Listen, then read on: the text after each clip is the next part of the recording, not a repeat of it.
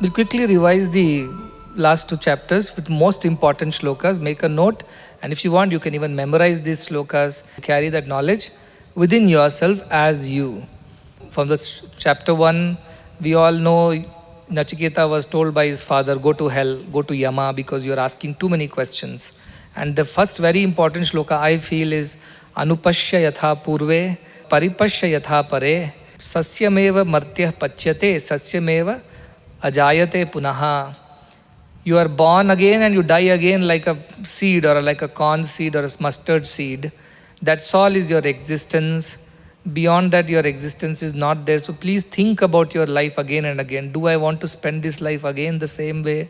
Let me think about what has happened in the past with my life, how sorrows and joys have come and gone, how I thought this is the most important thing, and later I realized it wasn't so. I simply tortured myself for nothing.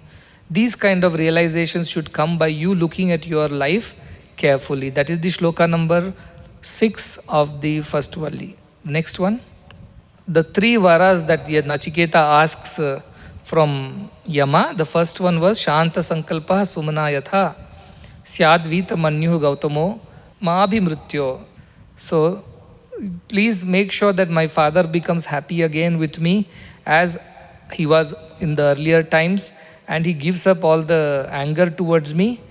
That is what is my first vara.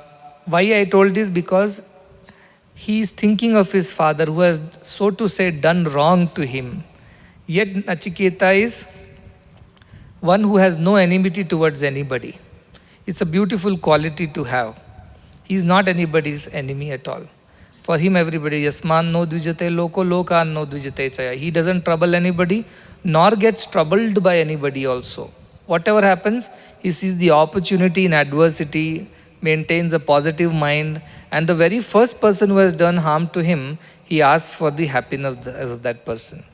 See, once some thief stole away something from somebody, I'm very, very sad. So even to Guru said that one fellow has stolen this thing from my house, my own servant, so much we cared for him and this and that. The Guru says, so what do you want me to do? No, you should curse him that he should suffer all his life. He said, no, I will bless him that he should have so much money in his life that never again he will have to steal anything from any house. See the attitude. He has stolen things from me. Let me bless him that he should have so much in his life that never again he should come to a situation when we'll have to steal from someone. So that is a positive attitude in a negative situation. That is Nachiketa's quality. Then this second shloka is about how to go to Swargaloka. Again he asks for the sake of those who want to go to Swargaloka, shloka number 13.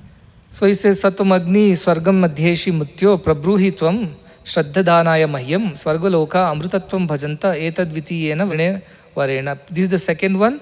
I believe when you go to heaven, there is Amrutatva there. You can live very, very long. There is no fear over there. Please teach me about that. This is the problem of the Karma Kandis. They all want to enjoy heaven. First they want to enjoy the earth, then they want to enjoy heaven. And beyond that, they don't care. For them also, he said, let me take care of them. Papam, they are doing it all wrong. Let me teach them. Right. So he's hard for the society. That also is seen here. Shloka number 20. This is the most important vara that he asks. Yeyam prete vichikitsa manushye astiti eke nayam astiti cha eke etad vidya manushishta tvayaham paranameva varastatiya. This is the third boon. Some people believe it exists after death. Some people say it doesn't exist after death. This is the confusion in people's mind. Please teach me that vidya. That alone I ask as the third boon. And shloka 22. This is the reply Nachiketa gives to Yama, who is dissuading him. Why do you want to know about it? Nobody knows about it. And his argument is very beautiful. He says, Devairatrapi vichikitsitam kilam. That about which even gods are confused about. And tvam cha mrutyo yanna sugyeya matha. You are saying it is not well understood by anybody. You yourself are saying, Vakta chasya dvang drugyo na labhya. I will not find a teacher like you again. And na anyo varastulya etasya kaschid. There cannot be another boon better than this. How important. Give me money, give me arti, artharti, jignasu. None of this is good enough. Nahi jnanena sadrusham. Nothing is equal to jnana in this world. Pavitram iha vidyate, says Krishna in Bhagavad Gita. Nothing is equivalent to jnana, as pure, as sacred, as noble as jnana. So that is the shloka when he says, Nanya varas vara, there cannot be another boon than the boon of Brahma Vidya, that to be learning from somebody like you. In shloka 26 he says, when Yama has offered all the material things, he says, Shobhava martyasya yadanta kaitad sarvendriyanam jarayanti tejaha api sarvam jivitam alpameva tavaiva vaha tava nityagrite. He says, because I have realized whatever is there today, we don't know whether it will be there tomorrow. Shva bhava, shva tomorrow, abhava may not be there. Martyasya, of all the humans or the mortals in this world. And Antaketad, you are there at the end of it all. He calls him by the name, the ender, the destroyer of all. So you are there at the end.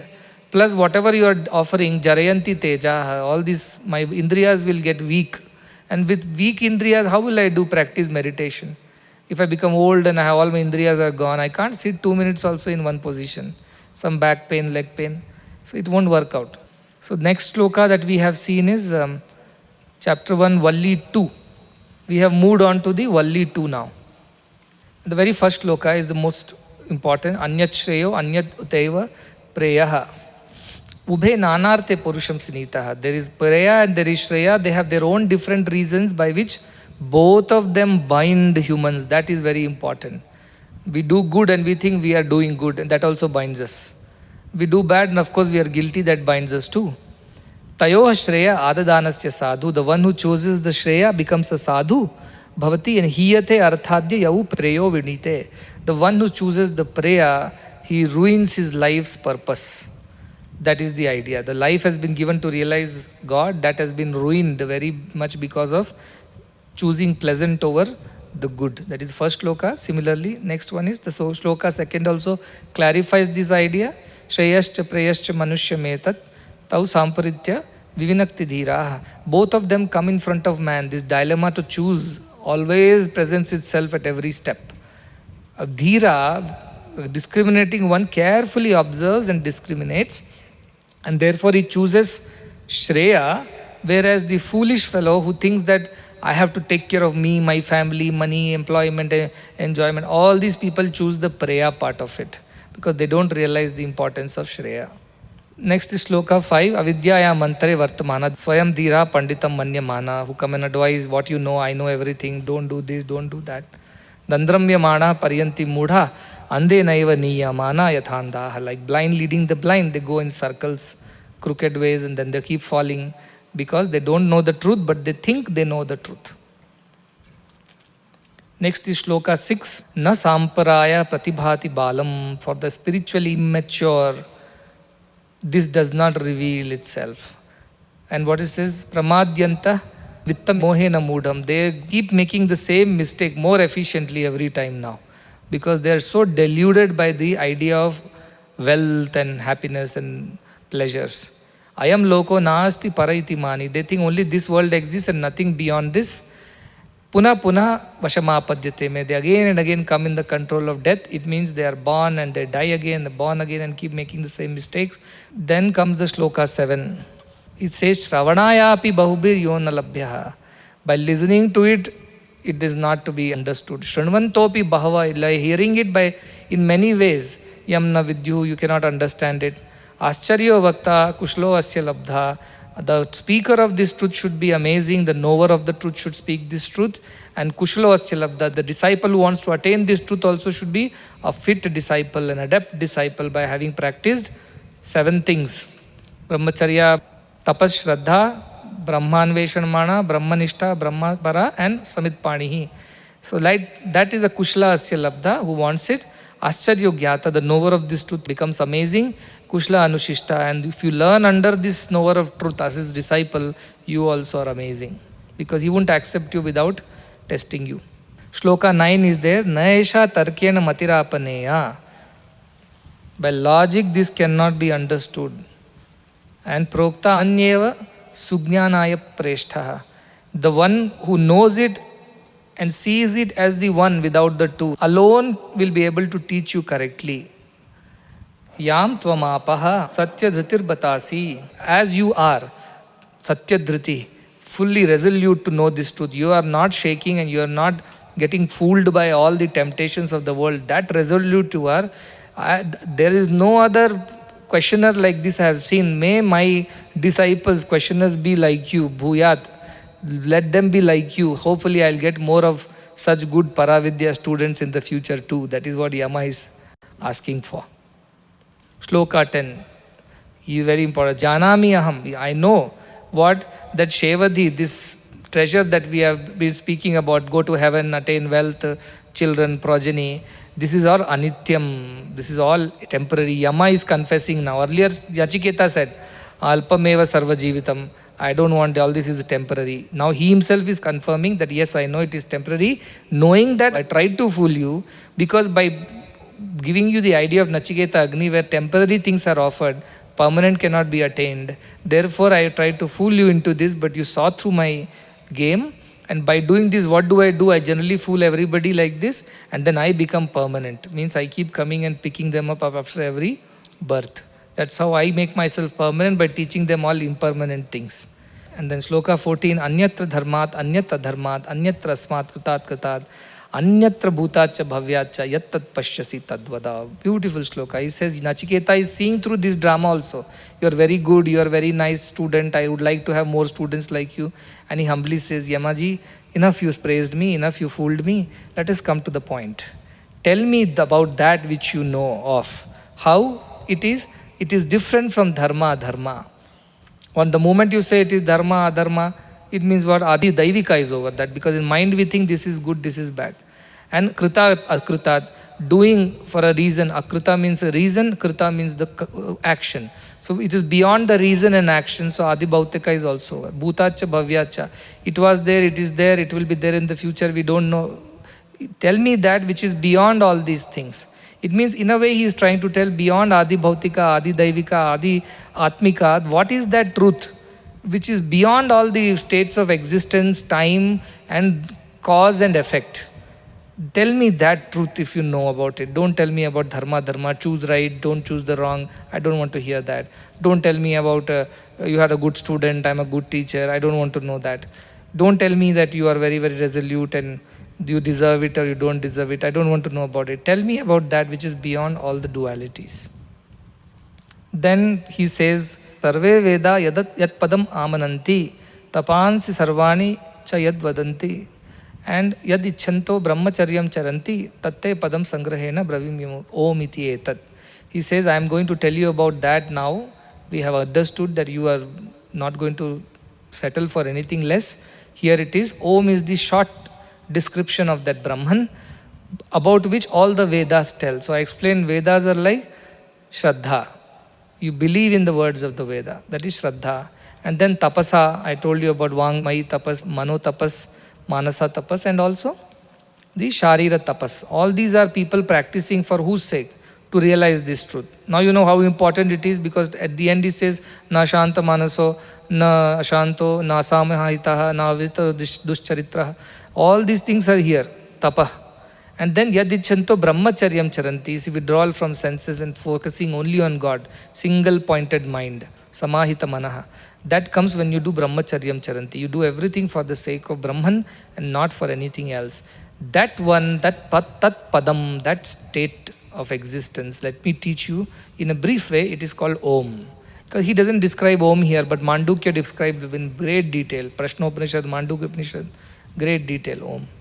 Now Shloka 18, Na jayate mriyate va vapaschid, na ayam kutaschid, na babhuva kaschid. Ajo nityah shashvato ayam purano, na hanyate hanyamane sharire. This is the core idea of Vedanta.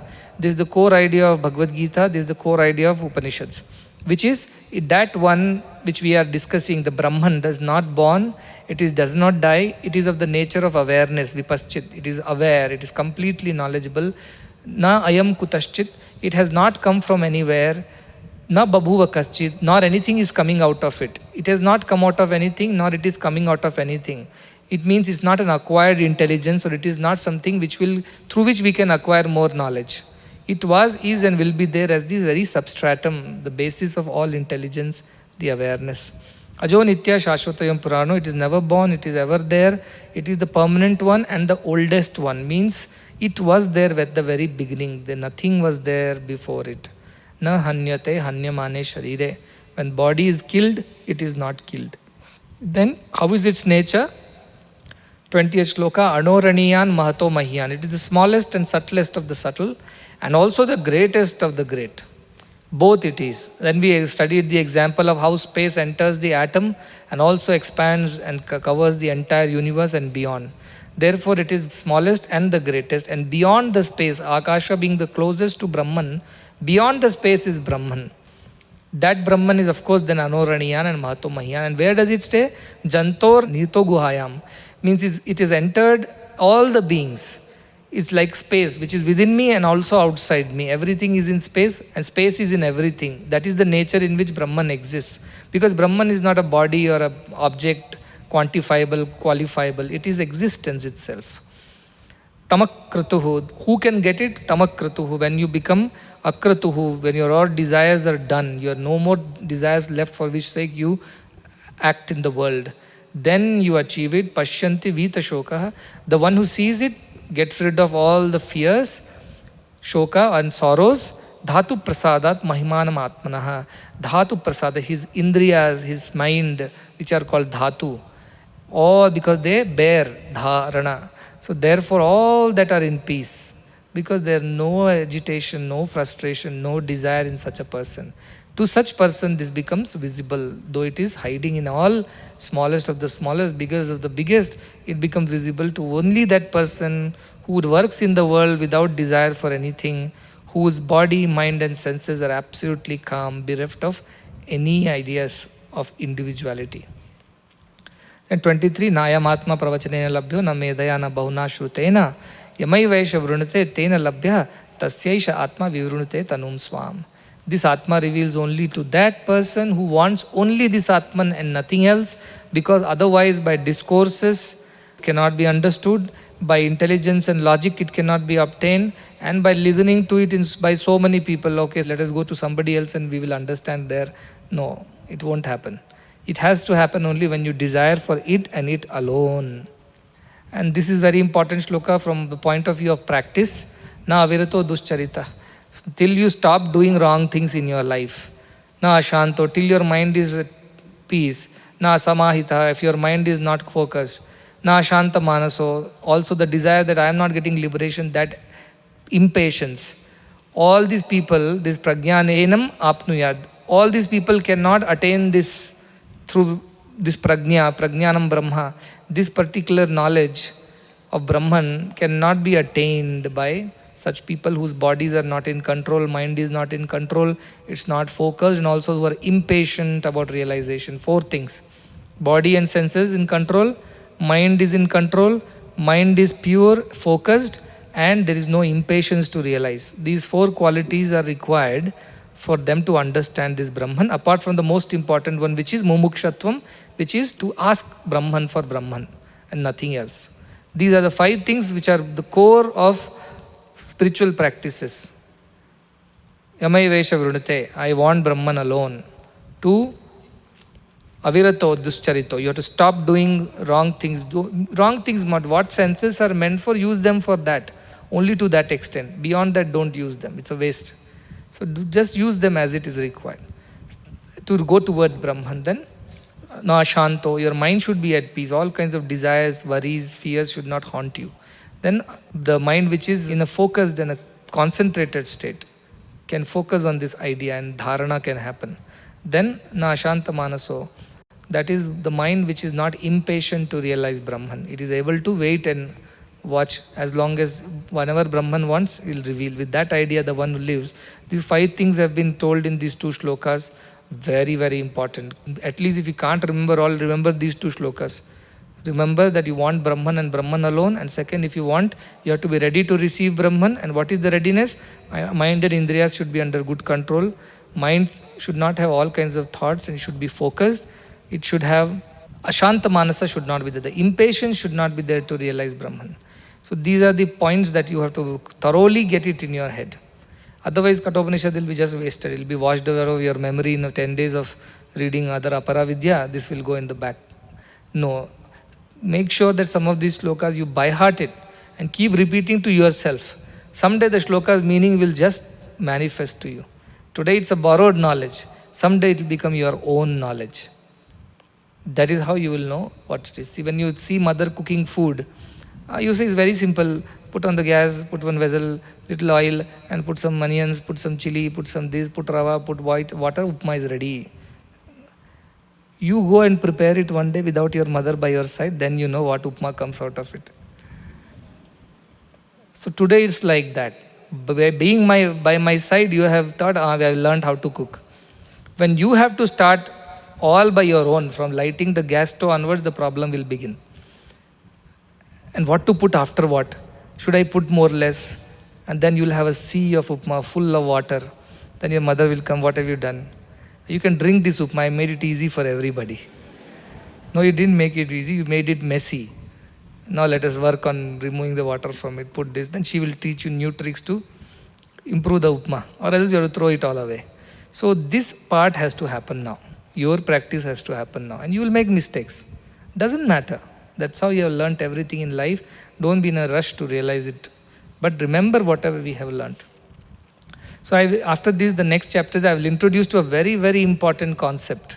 See, Kathopanishad is one of the most logical Upanishad. It's a perfect teaching material for Brahma Vidya. By now you would have got the idea that how beautifully starts the story of one boy, Nachiketa, who's son of Vajashrava. Vajashrava is doing all wrong things to achieve happiness. And this fellow is observant, he points out, then he thinks, why should we do things like this? After all, we are all going to die one day.